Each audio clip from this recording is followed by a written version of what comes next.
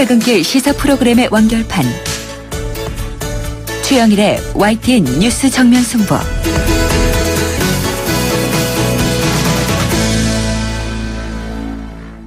YTN 뉴스 FM 뉴스 정면 승부 2부 시작합니다. YTN 보도국 연결해서 나라 밖 소식 알아보겠습니다. YTN 국제부의 전준형 기자 연결합니다.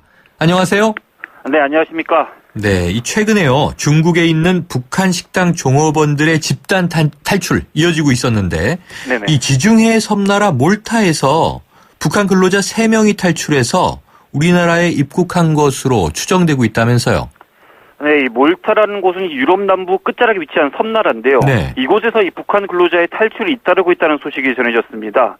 현지 주민들과 정보 소식통에 따르면 지난해 여름에 북한 식당 종업원 2명이 감시망을 뚫고 종적을 감췄습니다. 그리고 이어서 올해 상반기에도 몰타에 와 있던 북한 건설 노동자 1명이 사라졌다고 합니다. 앞서 지난해 종적을 감춘 2명은 중년 남성 그리고 20대 초반의 여성인데 현재 한국에서 생활하고 있는 것으로 추정되고 있습니다. 이유가 있는데요. 이 2명 가운데 1명이 이 몰타 현지 지인에게 연락을 했습니다. 한국에서 교육을 받고 있다 이렇게 말했다고 합니다. 네. 올해 사라진 건설 노동자 1명도 이 몰타를 빠져나가서 한국에 입국했을 가능성이 큰 것으로 전해지고 있습니다. 하지만 우리 정부는 관련 정보를 공개하지 않고 있고요. 몰타를 담당하는 한국 공관 측에서도 탈북자의 한국 입국 수설에 대해서는 아는 바가 없다면서 확인해 줄 수 없다는 입장을 밝혔습니다. 네, 자, 또 하나 이 탈북 소식이 있죠. 홍콩에 네. 있는 우리나라 총영사관에 10대 학생 탈북자가 들어와서 보호를 받고 있다고요? 네, 홍콩 언론들 일제히 보도한 내용입니다. 한 1, 2주 전쯤 이 홍콩 주재 한국 총영사관에 탈북자 1명이 들어와서 정치적 망명을 신청했다고 하는데요. 이 탈북자는 18살짜리 학생으로 전해지고 있습니다. 네. 최근 홍콩에서 국제 수학 올림피아드가 열렸었는데 이 수학 올림피아드에 참가했던 북한 남학생으로 추정되고 있습니다. 아하. 이 대회에는 109개국에서 학생 602명이 참가했었는데 북한은 남학생 6명을 출전시켜서 6위의 성적을 거뒀습니다. 다만 일부 매체는 이 탈북자가 군 배경이 있는 인사라고 보도하는 등 신원에 대한 정보는 조금씩 엇갈리고 있는 상황입니다. 이 홍콩 정부는 만약의 사태에 대비해서 한국 총영사관에 대한 경비를 강화했습니다. 현재 이 총영사관 주변을 보면 사복 경찰들이 대거 배치되어 있고요. 조금이라도 의심이 되면 접근 자체를 차단하고 있는 상황입니다. 우리 정부는 이 홍콩 탈북자와 관련해서도 신변 안전과 외교적 문제 등을 고려해서 아무것도 알려줄 수 없다면서 확인을 거부하고 있습니다. 네, 자, 이번에는 미국 대선 소식 알아보죠. 이 네. 최근 대선 레이스에서 이른바 러시아 스캔들이라고 하는 새로운 돌발 변수가 등장했다. 이런 이야기가 나왔는데 이게 무슨 내용인가요? 네, 이 이른바 러시아 스캔들도 막말의 대가죠. 이 공화당 대선 후보 도널드 트럼프의 발언이 확인이 됐습니다. 네. 최근에 민주당 전국위원회 지도부의 이메일 해킹 사건이 발생했었는데 이게 러시아의 소행이다 이런 관측이 제기가 됐습니다. 그러자 트럼프가 한마디 했는데요. 러시아가 민주당 전국위 지도부 이메일을 해킹을 했다면 힐러리가 과거에 삭제한 이메일 33,000건도 갖고 있기를 기대한다 이렇게 얘기를 했습니다. 그것도 뭐 그냥 기대한다 이렇게만 얘기한 게 아니라 러시아가 꼭 이 힐러리의 이메일을 찾길 바란다 이렇게 거듭 강조하기까지 했습니다. 네. 이 힐러리 클린턴은 과거 국무장관 재직 시절에 기밀 문서를 개인 이메일로 주고받았다는 사실이 드러난 뒤에 이메일 3만여 건을 개인적 내용이다라고 얘기하면서 삭제를 했습니다. 때문에 이게 논란이 많이 됐었는데 트럼프는 이 힐러리가 이메일을 부주의하게 취급해서 뭐 국가기밀이 러시아에 넘어갔을 수도 있다 이런 거를 부각하려고 이런 얘기를 한 것으로 보입니다. 하지만 뭐 들어보시면 아시겠지만 뭐 러시아가 힐러리의 이메일을 갖고 있길 바란다 뭐 이런 얘기는 뭐 곧 러시아가 힐러리의 이메일도 해킹하길 바란다 이런 취지로 해석이 되기 때문에 논란이 지금 일파만파로 확대되고 있는 상황입니다. 그렇겠네요. 또 이 상대 당사자인 힐러리 클린턴 측에서는 이게 많이 당황스러울 것 같은데 어떤 반응 나왔나요? 네, 이 힐러리 클린턴 캠프 뭐 즉시 격하게 반발했습니다. 이 주요 정당의 대선 후보가 해외 강대국에 이 상대 후보에 대한 스파이 행위를 적극적으로 독려했다 이렇게 간주를 하면서 반역 행위다 이런 말까지 사용을 했습니다. 미국의 유력 언론들도 비난에 가세했는데요. 이 정당의 대선 후보가 적대적 관계인 러시아에 사실상 해킹을 부탁한 셈이다. 뭐 이런 반응도 있었고요. 러시아가 미국 대선에 개입했다는 의혹이 나오고 있는 시점에서 이런 발언이 나온 건 정말 놀라운 일이다. 뭐 이런 반응도 네. 쏟아졌습니다. 논란이 확산되면서 트럼프는 한 발짝 물러섰는데요. 뭐 어떤 국가든 힐러리의 이메일을 갖고 있다면 미 연방수사국 FBI와 공유해야 한다. 뭐 이런 의미였다고 해명을 했습니다. 하지만 한번 뱉은 말 다시 주워 담기는 어려운 상황이고요. 공화당 내에서조차 이 트럼프에 잇따른 친러시아 발언이 우려스럽다는 반응도 나오고 있어서 이 파문이 쉽게 가라앉지는 않을 것으로 보입니다. 그렇군요. 오늘 소식 고맙습니다. 네, 고맙습니다. 지금까지 YTN 국제부의 전준형 기자였습니다.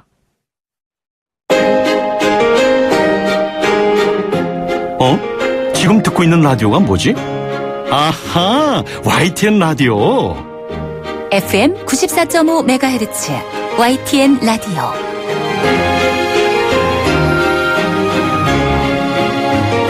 네, 헌법재판소가 오늘 부정청탁 및 금품 등 수수 금지에 관한 법률, 즉 김영란법에 대한 위헌 여부에 대해 합헌 결정 내렸습니다.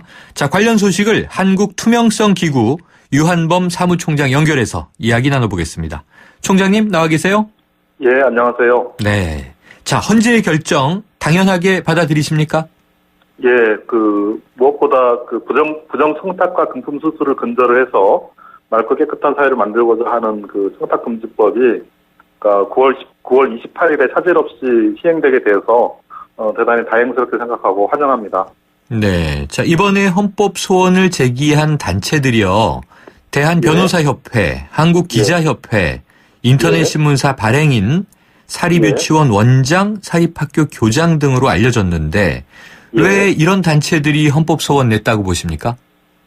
우선은 이제 이 법의 적용 대상이 되는 이제 당사자 단체들이 많은 것 같습니다. 그래서 아무래도 이제 본인들의 활동이나 아니면 생계, 또는 그런 부분에 좀 연관이 된다고 생각하니까 헌법 소원을 냈다라고 보고요. 대한변협 같은 경우는 법률가 단체로서 좀 뭔가 좀 명확히 하고 싶은 생각도 있었을 거라고 생각합니다. 저는 이제 당사자들이 이해관계가 있는 부분에 대해서 좀 이의 제기를 하고 이런 부분들이 민주사회에선 당연히 있을 수 있는 일이라고 생각합니다. 네. 자, 그런데 이제 이 3, 5, 10이라고 하죠. 3만 원 이상 식사 대접, 또 5만 원 이상 선물 금지, 경조사는 10만 원을 넘을 수 없도록 이 액수를 대통령령으로 정하는 것에 대해서 어떻게 적당하다고 보십니까? 그래도 이제 많이 검토를 해가지고 시행령으로 이제 준비한 금액이라고 생각을 합니다. 네. 근데 지금까지 보면 이제 공무원 행동 강령이 있었고요. 그게 대체로 공무원들한테 잘 지켜주고 있었거든요. 네. 그리고 공무원 행동 강령을 어길 경우에는 처벌도 있는데 거기서도 이제 식사는 3만 원 이하고 선물은 아주 예외적인 경우는 제각을 받지 못하게 되어 있고 네. 경조사비는 5만 원으로 되어 있었습니다. 네. 그렇기 때문에 그걸 약간 좀 완화한 형태이기 때문에 크게 문제는 없다고 생각하고, 그리고 무엇보다 이제 직무 관련성이 있을 때입니다. 그러니까 네. 직무 관련자와 식사 선물 경조사를 할 때 이제 금액이지, 그야말로 이제 사적으로 이제 이렇게 친한 관계에서는 이런 제약이 없기 때문에 모든 이제 국민들에 대해서 제약을 하거나 또는 이제 공직자라고 하더라도 전혀 이제 사적인 관계에서는 이런 부분들의 적용을 받는 것은 아니라고 볼 수 있습니다. 네. 일단 시행이 돼서 적용되는 걸 좀 봐야 이제 체감이 되겠죠. 예. 그런데요, 이 국제투명성 기구가 발표한 이 부패인식 지수를 보니까요. 예. 지난해 우리나라 공무원과 정치인의 부패 순위가 이 OECD 가입 34개 나라 중에 27위를 했다 이렇게 전해졌는데 이게 심각한 상황 아닙니까? 예, 심각한 상황입니다. 네, 그럼 이 김영란법 시행이 되면 부패 순위가 좀 개선될 것으로 보십니까? 예, 저는 당연히 그렇게 봅니다. 부패 인식 지수가 부패 문제나 어떤 나라의 공공 부문에서의 부패 문제에 대한 전문가의 인식을 이제 측정을 해서 발표하는 부분이기 때문에 우리나라에 대해서 잘 알고 있는 전문가들의 이제 인식을 측정해서 발표하는 거거든요. 그 부분에서 우리 사회에 이런 이제 투명성을 높이기 위한 노력들, 이런 부분들이 좀 확인이 될 것이고, 이 국가별 부패 순위에도 아주 이제 긍정적인 영향을 미칠 거라고 생각합니다. 네. 그런데 김영란 권익위원장이 냈던 원안은요. 예. 이해충돌 방지법 이 규정이 들어 있었잖아요. 예, 이 공직자가 직무를 이용해서 사적인 이익을 얻을 수 없도록 한 부분인데 이게 지금 예. 통째로 빠져 있지 않습니까? 그래서 예. 반쪽짜리 법안을 상정했다 이런 비난도 한동안 있었고요. 예. 김영란 전 대법관 스스로도 내 예. 이름을 빼달라는 얘기도 한 적이 있는데 예. 자, 이 대목에 대해서는 향후에 좀 개정이 필요하다고 보세요? 예, 당연히 개정이 필요하다고 생각합니다. 그러니까 최근에 국회의원이나 공직자가 자녀를 인턴으로 채용하는 경우들이 있거나 네. 어떤 친인척을 보좌관으로 이렇게 채용하는 경우들이 있었는데 이런 경우에 현재 보면은 도덕적으로 문제는 있지만 위법은 아닙니다.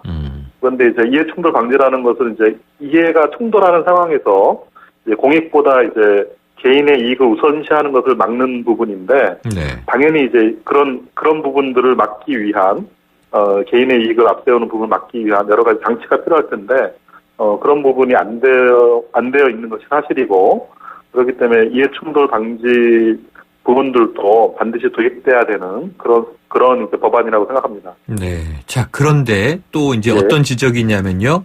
예. 국회의원 혹은 지자체장과 같은 선출직 공직자 그리고 정치 정당 그리고 예를 들면 어버이연합이나 참여연대 같은 이 공적 책임이 있는 예. 시민단체 예. 이런 곳은 빠져 있고요.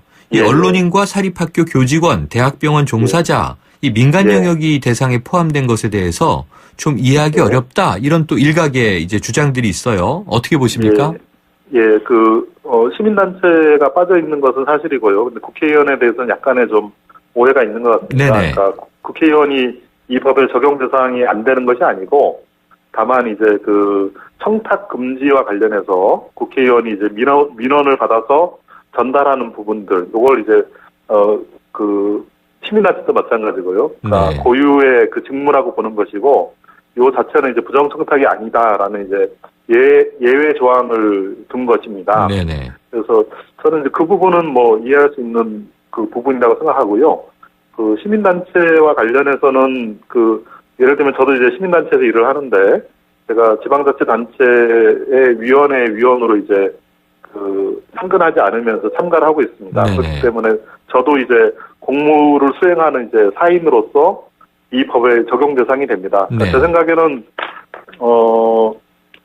이제 공적인 직무를 수행하는 경우에는 이제 이 법의 기준에 따라서 엄격한 도덕적 기준을 가지는 것이 당연히 필요하지 않을까 그렇게 생각합니다. 네, 알겠습니다. 자, 이게 2011년에 이 김영란 전 국민권익위원장이 이 법안 추진했었는데요. 예. 사실 한동안 좀 묻혀 있다. 2014년 세월호 참사 이후에 본격화되지 않았습니까?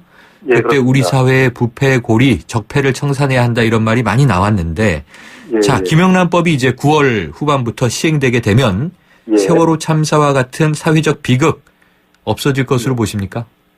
물론 법이 하나 제정된다고 해서 모든 우리 사회 문제가 해결되는 것은 아니겠지만 그래도 그와 같은 이제 참사의 재발을 방지하는 데는 당연히 기여할 수 있다고 생각합니다. 근데 아까 사회자님께서 물어보셨듯이 이해충돌 방지가 빠져 있거든요. 근데 세월호 때 가장 많이 나왔던 얘기가 이제 관피아 문제였었는데. 네, 맞습니다. 예, 관피아 부분도 어떻게 보면 이제 이해충돌을 방지하지 못해서 생기는 문제거든요. 네. 그러니까 어떤 공직자가 직무를 수행하는데 나중에 내가 퇴직한 다음에 어떤 협회에 가서 많은 이제 월급을 받을 수 있다고 생각하면은 그 협회와 관련해서 엄격하게 일을 처리하기 힘들 거 아닙니까? 네. 그래서 그런 것들 이해충돌 방지라든지 이런 경우들을 좀 보완을 해가지고 예, 더욱 이제 세월호와 같은 부패로 인한 참사가 없어지도록 더 노력해야 되지 않을까 알겠습니다. 생각합니다. 자, 오늘 말씀 여기까지 듣죠. 고맙습니다.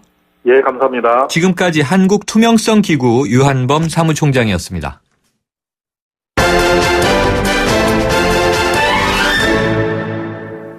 네, 김영란법 관련 얘기 더 해보겠습니다. 오늘 헌재 결정은 4개 쟁점 모두 합헌 결정이었습니다만 정치권을 중심으로 개정의 목소리는 큽니다. 특히 국회의원은 왜 대상에서 빠졌느냐 이 부분에 대한 지적이 꾸준히 제기되고 있었고요. 이 부분을 개정안에 넣은 분이 계신데요. 자, 언론인 출신으로 이 새누리당 국회의원이 되신 강효상 의원 연결해서 오늘 헌재 결정에 대한 입장과 함께 개정안 내용 들어보겠습니다. 자, 강 의원님 나와 계시죠? 네, 안녕하십니까. 새누리당 강효상입니다. 네, 안녕하세요. 자, 먼저 오늘 헌재 결정 어떻게 보셨습니까? 네, 생각보다 상당히 유감스럽습니다. 네. 헌재가 어떤 여론 재판에 휘둘리지 않고 법률 전문가다운 또 헌법 정신에 입각한 판결을 내려주기를 그래도 조금이나마 기대를 했는데요. 네. 너무 여론과 이런 그 정치적인 판단을 내린 게 아닌가 이렇게 생각을 합니다. 여론과 정치에 의한 판단을 내린 것 같다. 유감이라고 말씀하셨어요. 네. 자, 최근에 이 진경준 전 검사장 건도 있고요. 또 네네. 현재 민정수석 문제도 있지 않습니까? 네네. 그러니까 여론이 좀 좋지 않다 보니까 이른바 국민정서법이 부담으로 작용한 결과로 보시는 건가요?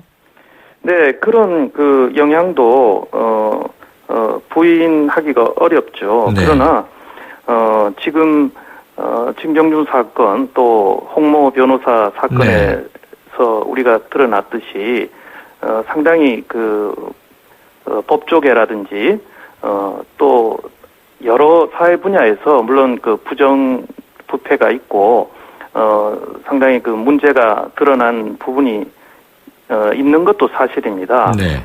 그러나 그 환부에 맞는 적절한 처방을 하는 것이 필요하고요. 지금 언론인이나 뒤에 말씀드리겠습니다만은 교원에까지 이 김영란법을 적용하는 것은 네. 오히려 교각 사루의 우려가 있다. 아하. 예, 이런 걱정이 있었는데 헌재가 아까도 말씀드렸듯이 합헌 결정을 내려서 상당히 좀 네. 우려와 유감을 표합니다. 네. 자, 지금 이 상황이면 이제 9월 28일에 시행되는 거지 않습니까? 그런데 지금 여러 개정안을 좀 내놓은 의원님들이 계시잖아요. 강 의원님도 네네. 내셨고. 이 어떻게 네. 되나요?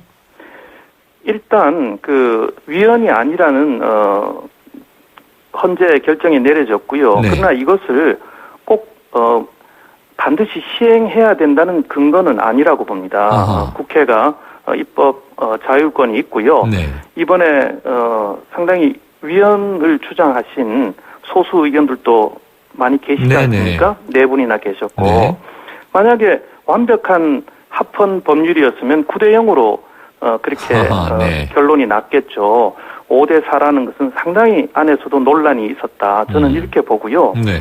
이런 문제점이 예상되는 이런 법률은 우리 국회가 9월 28일 시행 전에 반드시 개정을 해야 된다. 네. 저는 그렇게 생각합니다. 자, 입법 자율권 얘기하셨습니다. 그런데 이제 강 의원님이 그럼 내놓은 개정안 얘기를 좀 들어가 보죠. 좀 네네. 전에 언급하셨지만 사립학교 교원과 언론인은 대상에서 제외하자. 이 내용이 들어있죠? 그렇습니다. 네. 그 이유는 뭔가요? 우선 사회자님께 제가 되묻고 싶은 네네. 것이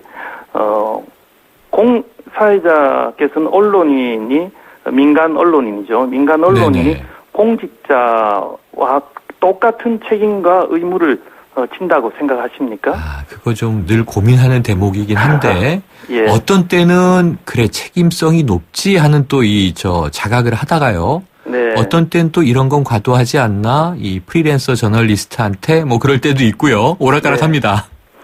물론 그 민간 분야도 청렴해야죠. 네. 부정 부패가 일부 있는 것도 사실이고요. 네.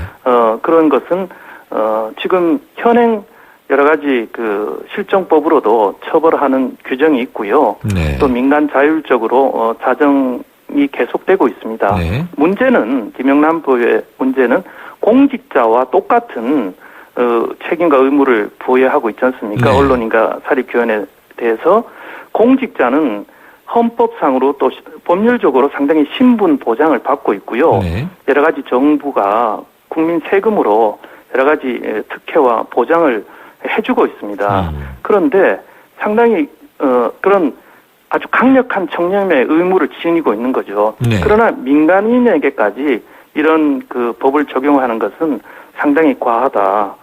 예, 저는 이렇게 생각합니다. 네. 자, 그래서요. 지금 이제 또 반대로 포함되지 않은 국회의원은 왜 대상이 아니냐. 그런데 저희가 조금 전에 인터뷰한 이 투명성 기구 사무총장님은요. 선출직 이 공직자, 국회의원도 대상인데 예외 조항이 있을 뿐이다. 이렇게 이제 해명을 하셨어요. 이 국회의원 대상 여부 문제 어떻게 보십니까? 그렇습니다. 김영란법이 두 가지인데요. 네. 금품을 수수해서는 안 되는 게 있고 부정청탁을 해서는 안 되는 두 가지 큰 부분이 있습니다. 네. 국회의원도 당연히 공직자이기 때문에 금품 수수 조항은 당연히 적용을 받습니다. 네. 그래서 국회의원이 어떤 금품을 수수해서는 안 되고요. 다른 공직자나 교사나 언론인과 똑같은 규정을 받습니다. 다만 그 부정청탁 부분에 네. 법률에서 15가지 해서는 안 되는 부정청탁 유형을 네. 열거를 했는데요. 네. 그 뒤에 예외 조항에 국회의원 등 선출직은 공익적 목적으로 어떤 제3자의 고충 민원을 전달하는 것은 부정청탁 범위에서 제외시켜 놨습니다. 네. 이 조항 때문에 마치 국회의원들은 빠진 것처럼. 실제로 빠진 거죠. 그러니까 그 부정청탁을 할 수 있는 것처럼 특혜를 받는 게 아니냐 이런 네. 국민적 비판이 있고요. 네. 그리고 부정청탁이라는 게 굉장히 애매한 게 많지 않습니까? 네, 그렇습니다. 사실 저도 뭐가 부정청탁이고 아닌지 정말 정말 아주 전문 법률가의 도움을 받지 않으면 모르는 이런 상황인데 네.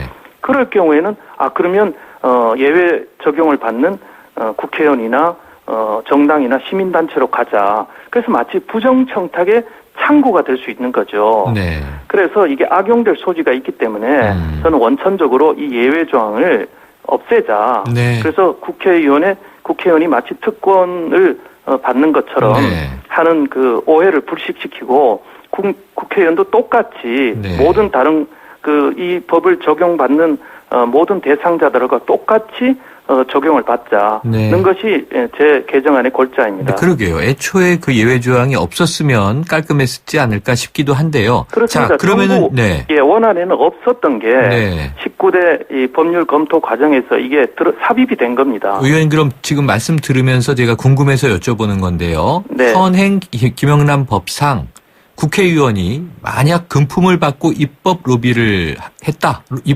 받았다. 그럼 이거는 위법이 되는 겁니까? 당연합니다. 네. 그거는 금품을 받아서도 안 되고 그런 금품을 받았다는 것은 강력한 부정청탁의 네. 하나의 반증이 되지 않겠습니까? 네, 네. 그것은 아주 큰 범죄죠. 자, 이 대목은 어떻게 보세요? 3, 5, 10 지금 식사 3만 원, 선물 5만 원, 경조사 10만 원 이렇게 금액이 정해져 있는데 지금 이 농축수산 업계에서는 좀 시끌시끌합니다. 어떻게 그렇습니다. 보세요? 네, 실제로 상당히 그 타격이 있을 거로 봅니다. 왜냐하면 이 법률 규정이 워낙 애매하다 보니까 일단 식당에를 안 가게 되지 않습니까? 지금 많은 기업인들이 공무원도 만나지 않겠다. 아무런 대외 접촉을 하지 않겠다. 이렇게 말씀하시지 않습니까? 네. 선물도 애매하다 보니까 보내지 않겠다. 이런 분위기인데요. 지금 저는 3만 원, 5만 원, 10만 원 이것이 하나의 어떤 권고하는 어떤 그런 기준이 되면 저는 괜찮다고 봅니다. 이 서울의 강남이나 이런 광화문이나 이런 곳에서 어떤 3만 원이면 어떤 적당한 가격이 아니겠습니까? 네. 그렇게 이렇게 공무원들에게 이 정도 먹으면 좋겠다. 이렇게 권고하는 그 기준이면 좋겠는데 3만 원을 넘으면 처벌한다. 이게 사실 공직자가 과태료 이런 걸 받으면 얼마나 승진이나 여러 가지 면에서 얼마나 큰 의원님. 부담입니까? 그래서 저는 처벌을 하는 기준은 조금 높여야 된다. 그렇게 생각합니다. 자, 오늘 말씀 여기까지 듣죠. 고맙습니다. 네, 감사합니다. 지금까지 새누리당 강효상 의원이었습니다. 아유, 세 단계 종이 또 걸렸어? 정말 대본 하나 하려다가 미치겠네. 내가 진작 현대오피스로 바꾸라니까. 오늘 다 날 셀 거야. 이제 스트레스 받지 마세요. 사무기기 전문기업 현대오피스가 책임지겠습니다. 사무기기의 올바른 기준. 현대오피스. 안녕하세요. 김시안입니다. 시원한 폭포 소리가 들리세요? 있는 그대로의 자연스러움을 간직한 폭포처럼 맑고 깨끗한 칠성 사이다가 우리 곁에 있습니다. 변함없이 맑고 깨끗한 칠성 사이다. 배우 박소연 2588 사행시 장전. 2588 대리운전은 5. 오늘도 고객님의 안전을 위해 8. 팔도강산 어디든지 8 걷어붙이고 달려간다니까요. 좌우로 정렬 2588 좌우가 같네 좌우가 같아 2588 똑똑 따라 불러보세요. LG 디오스 김치톡톡송. 배출김치 톡톡 유산균이 톡톡 동치미 톡갓김치톡 오이김치톡. 유산균이 12배 더 많아? 진짜 맛있는 김치. 유산균이 톡톡 감칠맛이 톡톡 LG 디오스 김치톡톡. 네, 2부는 여기까지고요. 3부로 돌아오겠습니다.